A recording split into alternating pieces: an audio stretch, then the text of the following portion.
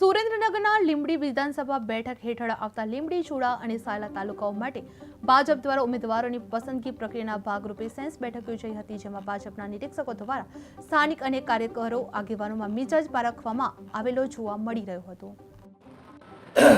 ગુજરાતના સ્થાનિક સ્વરાજ્યની ચૂંટણી છે, એમાં સુરેન્દ્રનગર જિલ્લામાં અને લીંબડી વિધાનસભામાં જિલ્લા પંચાયત, તાલુકા પંચાયત અને નગરપાલિકાના આજે સેન્સ લેવામાં આવે છે.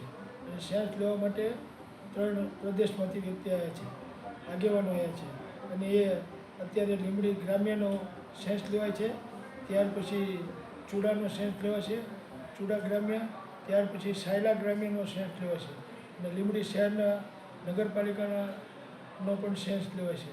સારા ઉમેદવારો હોય અને અમારી જ છેલ્લા ઘણા વર્ષોથી ભારતીય જનતા પાર્ટીની બોડી છે, જે લોકોનું કામ કરે છે, એટલે જ અમને લોકો મત આપે છે.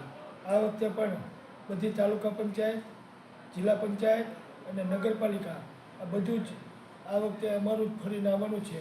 અને જે કંઈ કામ અધૂરા